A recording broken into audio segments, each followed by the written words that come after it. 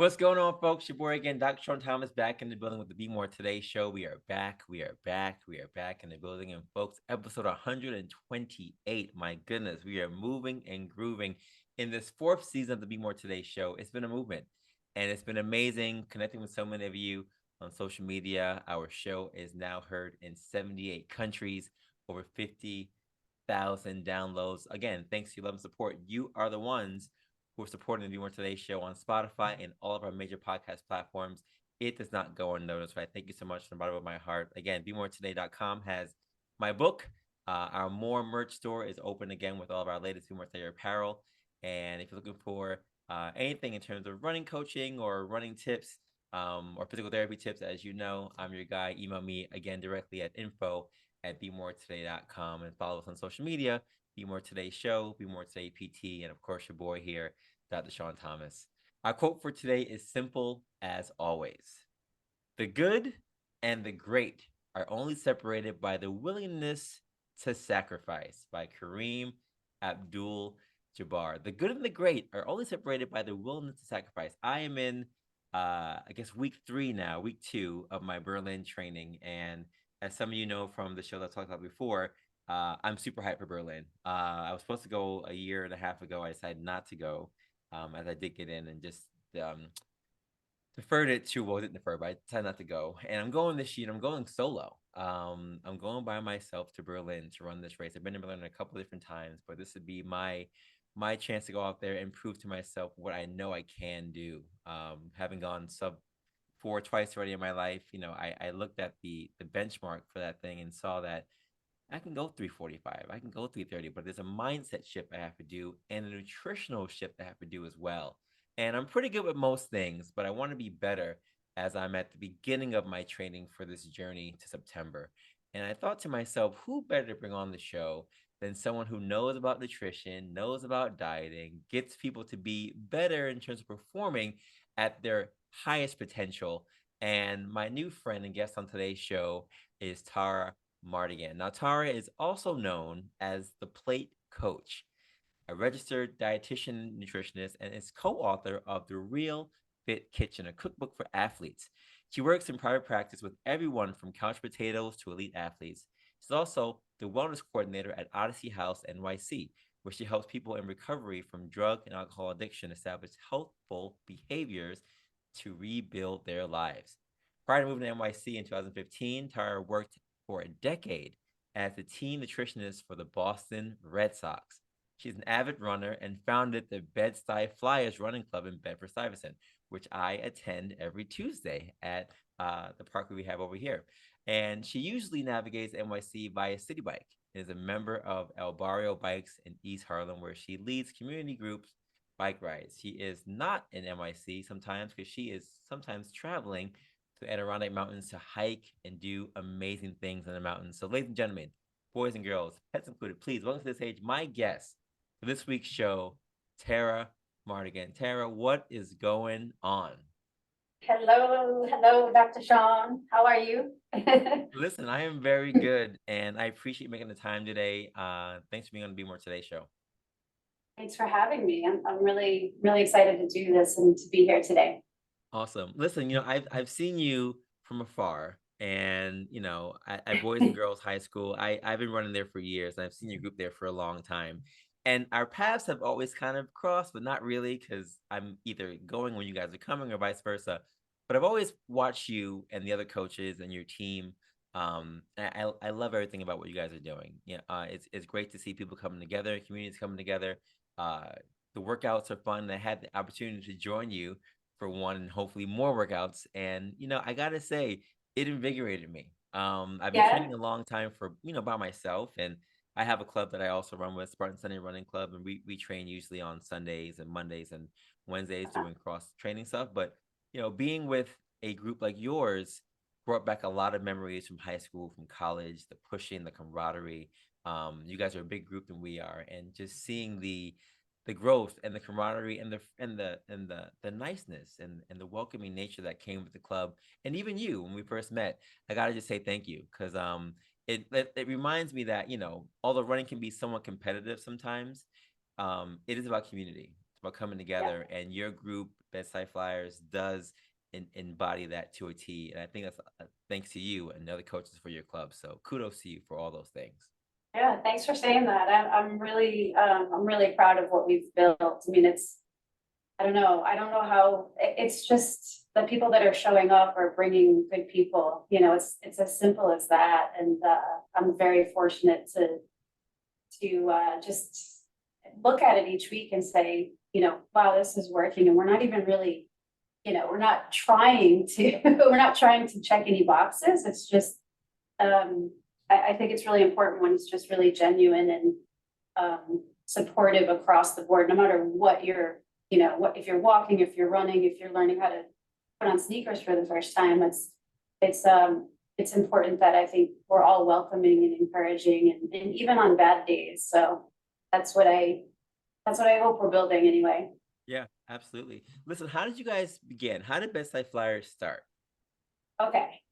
So, as you mentioned, I was living in Boston, and I moved to New York for a job, with a startup company, and, things were going well. I mean, it was the startup world, so it was a little bit crazy, but, what better introduction to New York City than to just like really have life be crazy. So, when I was in Boston, I ran with Nike Run Club, which was an incredible group. And so when I moved to New York, I said, well, I'm gonna do that, because, you know, I want to learn the city, and I know that the running community is a great way to build friends and learn the city. So I joined Nike Run Club, Coach Julia, it was such a great introduction to New York City, and in running it and meeting people. Coach Jess, just fantastic support system. And all the track workouts were always on that side of the river. And so I'd be at work, and then, you know, I'd buy, you know, CitiBike to the track or whatever, and just, which was fine, you know, you don't know any better when you don't know any better. But then I lost that job. We were all fired one day, which is, I think, typical of a startup. I had not known that. I kind of I brushed that off. But so here I was in the most expensive city in the world without a job. And that was really, really frightening. And the one thing that I think kept me going was biking and running, and the people that I met and the community that was so supportive of me, just, you know, during a normal day. So when I started, you know, I had some good friends that just kept checking on me, you know, just making sure that I was getting out of bed and doing something and looking for a job or having a schedule. One of the things that I wanted to do was get track workouts in, but I was falling off from what was going on the other side of the river. So I found Boys and Girls High School. And I would just show up there and do some speed work on my own. And one day, you know, this big guy came up to me and he was like, "You can't be here right now." And I was like, oh my gosh, he doesn't even know what's going on in my life. And I'm like, I need this. And I looked at him and I said, okay. And he's like, yeah, if you want to come here, you have to come, you know, between 6 and 10 in the morning. At the time it was 6 a.m. to 10 a.m. I think I was going at noon, you know. And I said, okay, no problem. And the soccer coach was like, no, she's with me. She can come whenever. It was just really funny. I'm like, no, I can get up earlier and do this earlier. So I started trying to show up, you know, between 6 and 10. And what I found was that I just wasn't doing it. I was like, well, I don't need to do this, so I'm not going to do it. So I reached out to a couple friends of mine and I said, listen, would anybody want to do speed work? You know, I'll put together workouts and we'll just try to motivate each other. And that's really what happened. So it started with, I look back just to see what date it was, February 27th in 2017. And there were 3 of us there. And I just joked, I'm like, here we are, BedStuy Flyers, you know, and it stuck. And then, you know, we just sort of built it from there. There were 3 of us and then 2 of us and then one, you know, every now and then there'd just be me but knowing that somebody might show up made me show up. So we just kept doing it. We never stopped. And then myself and Coach Nick Collins, who you've met, we ended up, doing the RRCA coaching certification.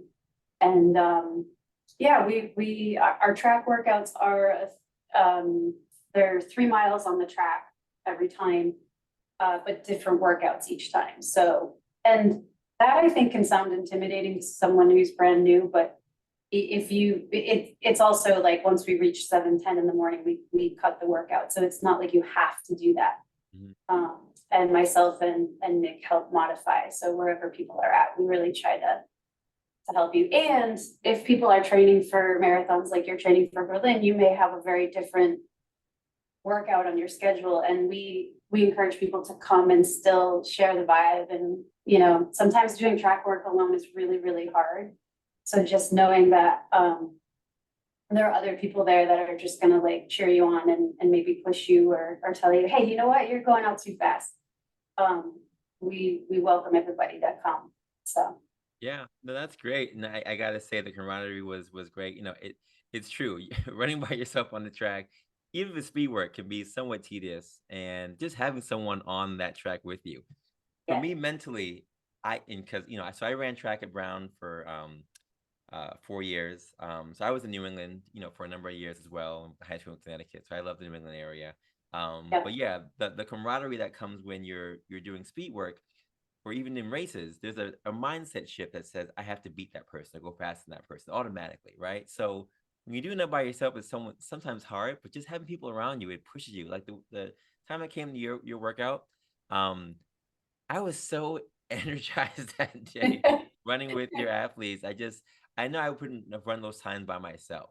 So yes, just having other human beings around you pushes you, and you need that thing. And the club that we started, Spartan Sunday Running Club, also started around the same time with the same kind of premise. We did Spartan races before for a number of years, and we kind of got tired of that. And then one year I ran a marathon with a friend of mine, and that 2 became 7, that became 10, that became more people, and the same kind of growth. So that's why when I saw you guys, I said, you know what, this is great, because there are clubs that are out there that are not welcoming. They're very competitive. They're very elitist. They're very, insular. And BedStuy Flyers, for me, in my short stint in meeting you guys, is not that at all. It's an amazing club. So if you're in the BedStuy area, as I am, I encourage you guys to definitely join this club. It's a great experience. Yeah, and you don't need to do anything. Like a lot of people write to me on they DM me on Instagram or email the website account. And they'll say, what forms do I need to fill out? Like, what do I need to do? You don't have to do anything. We have a runner's contact form, which is on our homepage, that we encourage people to fill out, just just so we can know a little bit about you. But it's there's no barrier to entry. I met recently at the track, there was a woman walking and with her young son. Her young son was kind of on the track, and I struck up conversation with them, and I said, oh, well, if you ever want to come to my group, it's at 6:15 in the morning, if that ever works for you, we would love to have you. And she said, oh, thank you, I don't, we're not able to afford a group. And I was like, no, it's free. And it was just like that right there was so special, because then they came the next week, and it just made me feel like, okay, this is really important to, to be able to provide resources to the community that they're not able to, access. So it really reaffirmed, like, okay, this is what we're doing, and we're doing it together. So yeah, it's a big deal. It's a big deal. And I know you do that, and that's a lot of your time, but I also know that you are the wellness coordinator at Odyssey House NYC. What are you doing there exactly, and how long have you been doing that work? I've been here since April of 2017. So it's about, I guess, a lot of things happened at once. when 2017 was when a lot of things in my life kind of came together. But so I am the wellness coordinator and the nutritionist here at Odyssey House, which is a nonprofit organization working in the area of addiction recovery. So specifically, my job is part of my time is with employee wellness. So we have, at any given time, we have, I think, like between probably 320 and 400 employees spread throughout, I think, 13 different sites throughout the city. I mean, it's a big organization. It's not just one location. So I do employee wellness. So I do one-on-one coaching. We do lunch and learns, all sorts of corporate wellness type work. And then the rest of my time is spent at one of our client facilities. We call them tenants at this facility because they're living in supportive housing. So, and they're not in treatment. They're in various stages of recovery. So some of them are still, struggling with addiction, and some of them are, really doing well with recovery. So it's a very challenging environment because you're never quite sure what you're going to get. Whereas, sometimes in treatment, like people, they get kicked out if they are, using. So the population can be challenging, but I really, whether it's my private practice or at Odyssey House, I really try to pride myself in meeting people where they're at, whatever that looks like. So, you don't want to just allow things to go on, but also you have to be really honest and say, okay, this is where you're at. Maybe today's not the day for you to show up to our community walk. Like, why don't you try again next week when,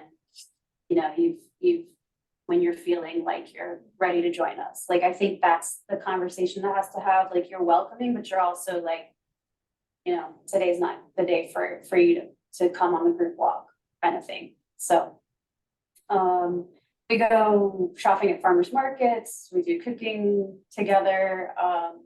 It's really, I think, my role to just try to empower people to pay attention to their health in a way that maybe they hadn't before. So, and make it fun. I think, there's this thought process that like, it's unachievable or it's punishment and I don't see it that way. I see, let's create some recipes together. Let's make stuff up. Let's have fun. Like, do you like this taste? Do you not like this taste?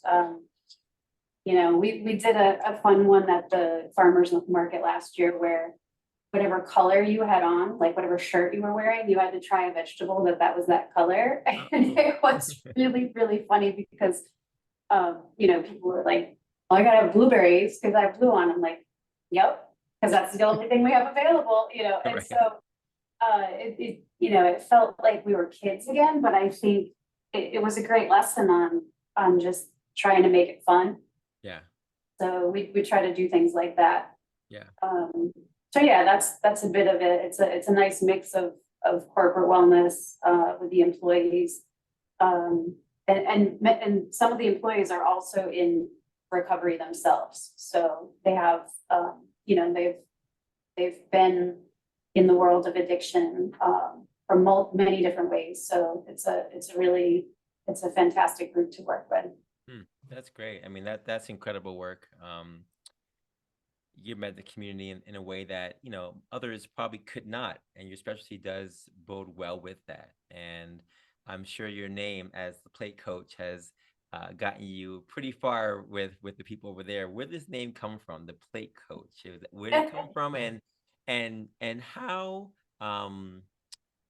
integral has it been for you as a nutritionist, seeing the change you've made in people's lives, not just at Odyssey House, but I know you also had a stint with the Boston Red Sox. So very different demographics, really, right? But you're still talking about influencing their lives when it comes to diet and nutrition. So what's that been like for you as the plate coach? Yeah. So the story of the name is pretty funny, and a lot of people don't know it. So it'll be fun to describe it. When I was working with the Red Sox, so I was there 04 to 14, which was 3 World Series. It was a good time to be there. Yeah. And so I guess it was probably closer to like 2011, 2012. But maybe it was 2013. I actually forget right now, but so we had a couple of Japanese players, and the Japanese media was there at this particular time.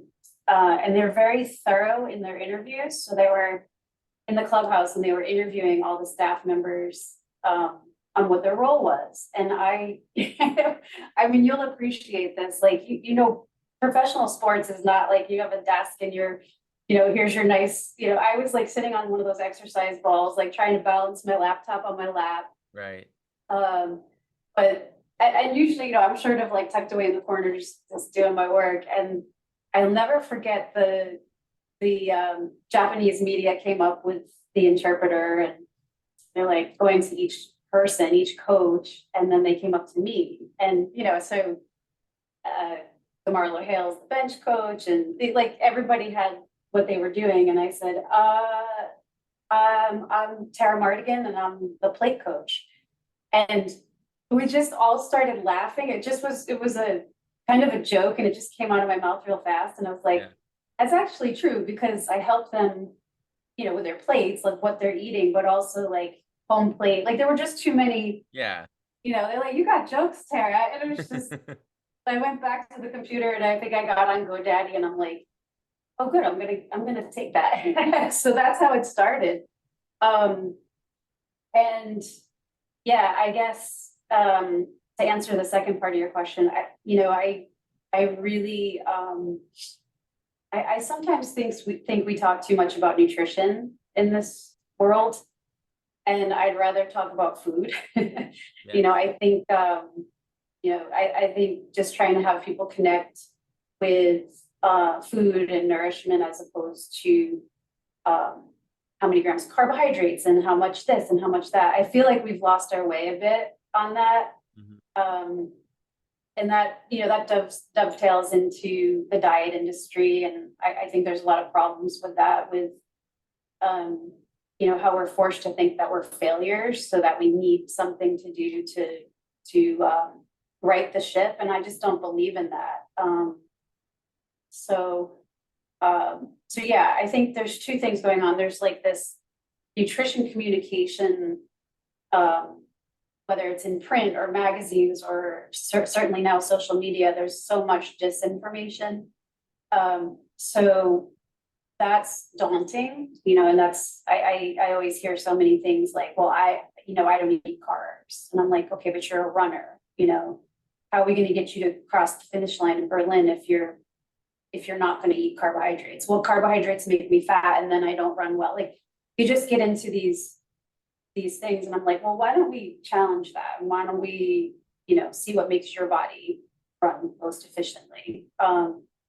So it's this work of public health nutrition, but then also like one-on-one, like, you know, fine-tuning it a bit. And my hope is that, you know, there's a greater look at intuitive eating and helping people really understand that what some people say they need to do is not necessarily what needs to be done for them. Yeah. So yeah.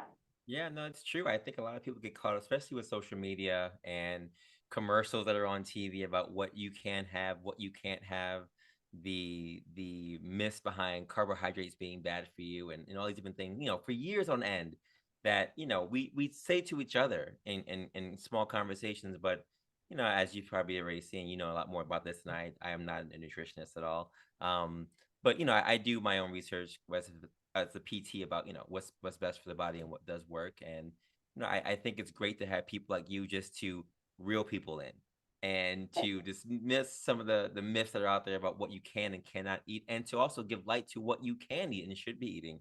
Because I think a Right. lot of us get caught up in a lot of, you know, they might not want to have carbs, but they may go crazy with, like, you know, protein shakes and other things. That It's, there has to be a balance of some sort, you know. And I yeah. think that, you know, your profession is one that can give light to all those things. And, you know, my question for you now, as Yeah. you've worked with, again, Boston Red Sox and couch potatoes and everyone in between, you know, what are some tips you think that you can share, you know, not too crazy clearly, but maybe some tips that you can share in terms of this, um not even diet, but nutrition, right? And Yeah. food and things that we as athletes, as runners, as whatever people are listening right now, should be getting more into or staying away from as we're just trying to do more things in terms of performance and recovery and all those different things? Yeah, real simple that comes to mind right away, and it feels like it's simplistic, but it really is. I always say paint your plate. So what I mean by that is that each time you eat a meal, try to make sure there's something of color on the plate or in the bowl. So if you have yogurt for breakfast, can you get some fruit with that? Just you're having a burger at dinner. Oh, I know burgers aren't good. Like I hear all these like sentences that come after, like when they, I'm having a burger, but I know I shouldn't. No, I don't want to hear the sentence after it. Like, but no judgment on that, but let's really work hard at just getting some color on the plate. So that might be like if someone's eating out or they order takein, like this was popular during the pandemic. A lot of people just did take it in there. They ordered food from Seamless or Grubhub. And there's also an opportunity there to do what's called, yours, I call it yours and theirs. So just trying to add more colorful fruits and vegetables, spices, things like that, because those, the phytonutrients that are in the plant-based foods, the fruits and vegetables, even if somebody is eating meat, which is perfectly fine, by the way. I think there's this other, you have to be hardcore vegan and this and that. No, you don't have to do that. But if you can help somebody move the needle on getting in more fruits, vegetables, spices, herbs, nuts, seeds, you're going to improve their, for sure, how they're feeling. And in addition, you'll probably help them improve their health, when they go to get their cholesterol measured or their blood pressure. Like, so, I think there's, the what we see at the doctor's visit when we get our blood measured, but there's also like how you're feeling each day. Like you're going to be less sore. You're going to probably, have an easier time maintaining your weight, or you're get to a weight that feels good for you. You're going to quiet some of that inflammation that happens when you are getting into the heart of marathon training. So that's one thing that comes to mind. I would say the judgment around like what, I love those sentences that come after. Like when I go to work, when I'm up in Harlem, like yesterday, one of the case managers said, well, I'm having a cheeseburger, but I don't do this all the time. And it's so funny. I'm like, I didn't ask you. So I don't know if that happens to you, but like as a professional, I don't know if I have a sign on me that says like, tell me what you're eating and then tell me how bad it is. I don't care. I think it's great that you're having something that you enjoy. Now, if it's every single day, well, let's modify it and make it so that it's really working to your, to your advantage, right? So, so I think some of the language that we put behind food and nutrition and health is really, really interesting. So having I don't know, I mean, it's like, to me, it's the words we use, right? Like if you're believing something's going to be really beneficial to you, then it probably is, I mean, there's some exceptions, like, I'm laughing when I say paint your plate, and my father thinks that like Cheez-Its count in the orange category, right? Like, no, you got to be realistic, but yeah, I think that, colorful fruits and vegetables, no matter what somebody, if they're eating, if you're eating meat or animal proteins, it doesn't mean that you can't have a really good component of fruits and vegetables. And a lot of people then will say to me, well, I can't afford it. Well, let me help you break that down, because that's probably not true. That's probably a lot of, thought process on who can afford this. Like I can help people justify how to get it in. So, there's ways like farmers markets. If you go to a farmers market regularly, then this is what I have the tenants at Odyssey House Haven do. I say, I want you to come regularly, not only because it's good, right? We're going to get fresh stuff, right? But you're going to develop relationships with the people that are at the farmers market. So you're going to meet some of the farmers, or you're going to meet the staff that works for that farm. And what will happen is, if you're there regularly, all of a sudden, you know, the cucumbers that were $3 for $1, now you're going to get $5 for $1. Like, you will develop relationships that will benefit you in a way that's really, you know, great for your health. So it always happens, always happens. They always come to me, they're like, you were right, I didn't even ask for it. Like, you just, you know, I think it's community. And I think in New York City, we forget how, you know, like, oh, you're supposed to keep it moving, but no, right? Like, if you see somebody regularly, you know, let them know that you're there. Yeah, no, it's true. It's one of the things that I think my wife, who's from Ohio, that was her big pet peeve when she came here. She was like, no one even like looks at each other, you know, like, what's going on? Everybody just moving. And it's true, you know, you see somebody a couple of times, definitely say hello, make that connection, make that community thing. Yes, for me, when people do see me, it's the same thing. They're not asking what, you know, or telling what they ate. It's more like, hey, just so you know, I worked out today and I really feel like, I'm like, great, I'm glad you worked out. That's awesome. Yeah, I got 18,000 steps today. I'm like, oh, that's great. I'm glad you're putting it out there. You know, they want to let us know that they're doing something that we would approve of. And it's always funny because, yeah, you don't ask for it. They just kind of come up there and tell you what's going on. I also get the, you know, just, hey, can I ask you a question about my, you know, is over the shoulder or Oh, hip, yeah, foot or whatever. That's always, I've now yeah. digested that for the rest of my life. If anyone knows what I do, it's going to ask me something about there's something that's going on. Well, And actually, I owe you an apology, because just the other day at track, we had two of the athletes, at least, who are, you know, dealing with injuries right now. But to their credit, Madeline and Robin, I'm going to give them a shout out right here. They showed up to the 6:15 workout to do planks and, you know, whatever they could to strengthen their body and just, again, take that vibe from the group. But I'm like, you guys, we have a PT here today. Yeah, so. I'm fine with that though. And I saw they actually put something in the chat about I meant to ask you about Ash next week. And yeah, I'm gonna be here next week. I'm fine answering all those questions. Because for me, I feel like, and you probably feel the same way, you have so much knowledge, right? You know so many things and you want to share it with everybody. That's why you probably wrote the book, right? And that's why I wrote my book, just to put things out there, because why not share those things? I'm always fine sharing with anybody, any questions that I can, you know, within reason, clearly, and not too far, clearly, you know. But if I can help anybody with anything in terms of what I know, yeah, let's share. Let's talk about it. There's never a, you know, next time, or I don't have any time for that. I always want to share because someone shared that with me to get me here, and it's a gift. It's a gift that needs to be shared, and we can all benefit from it because we didn't create the body, you know, but we know enough about it to make sure that people can function and make it work the way it's supposed to work. So, yeah, always down to answer questions about that kind of stuff. All right, good. So do you hear that, BedStuy Flyers? She's going to be there next week. Bring your PT questions. Exactly. So let's get into the book. I know you wrote a book, and I congratulate you for that by itself, because as a fellow author, I know that writing a book is tough. But it's also not tough if you write about something that you really like. And I haven't read your book yet, but it's going to be on my list for this year. Real Fit Kitchen. What inspired the book? And, you know, how's it been sharing it with the rest of the world?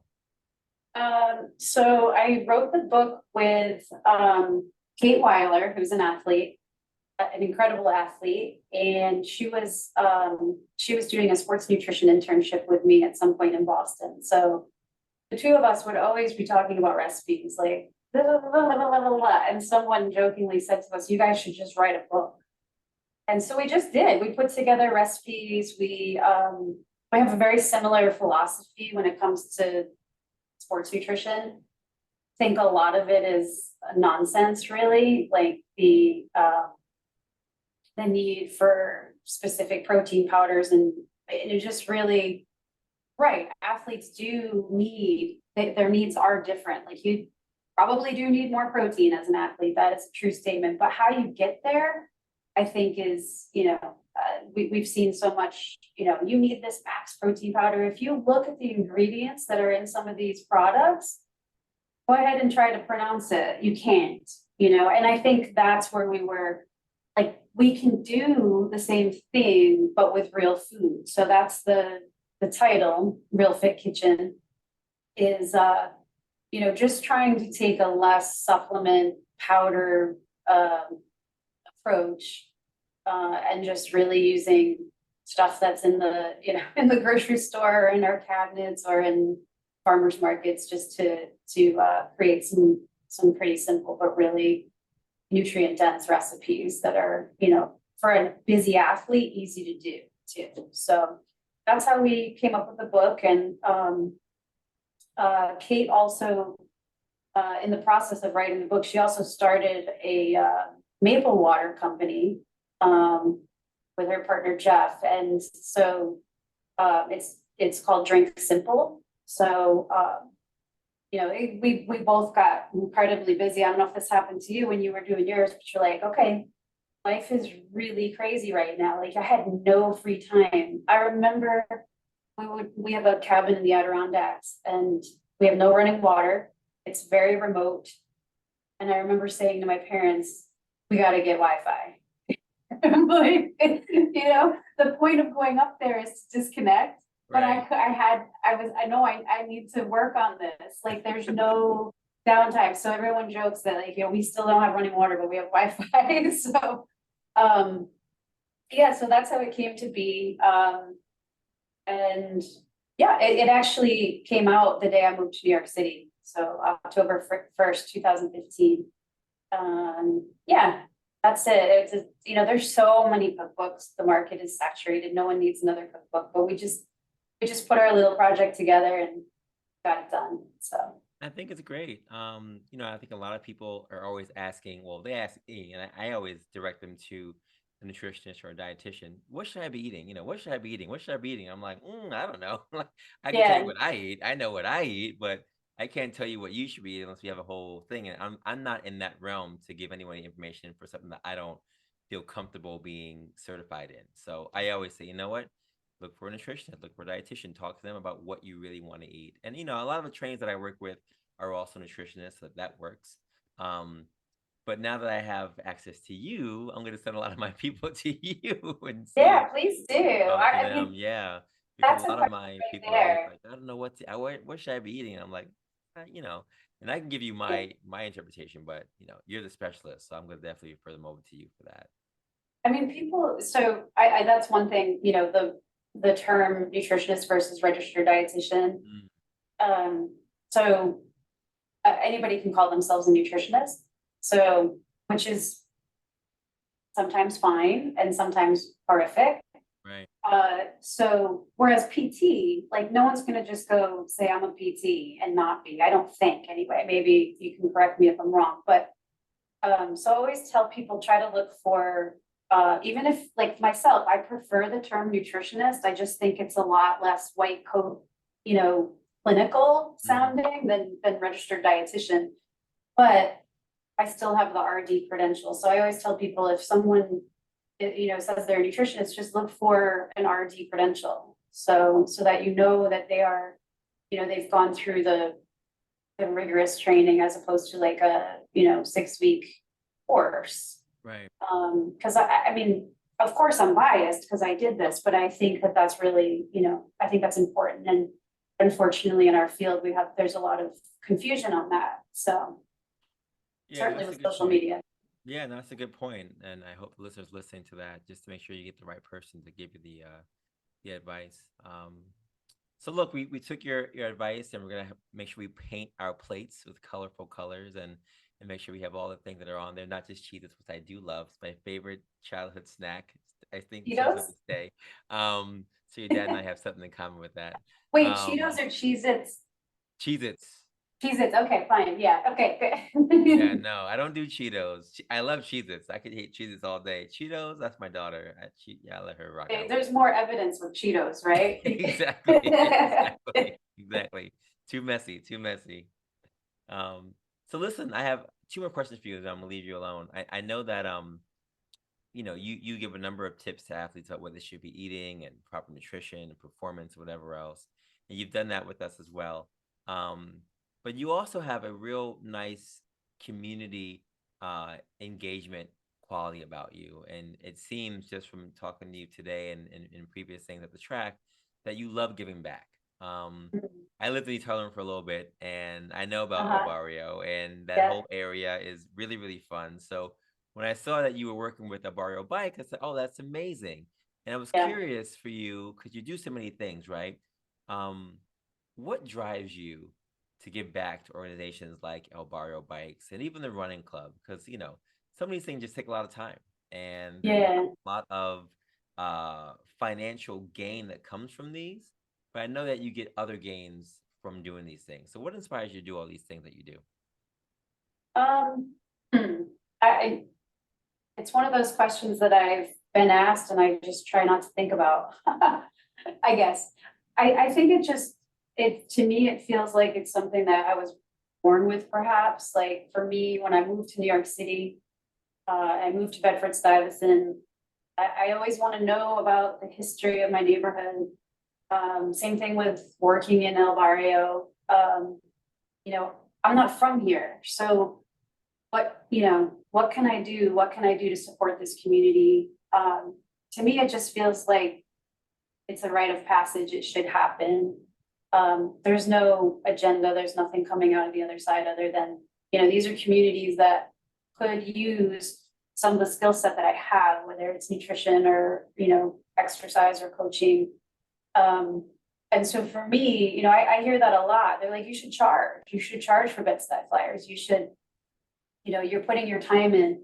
But I guess for me, I just feel like it is, it's just something I feel very strong in my heart um, that I should do.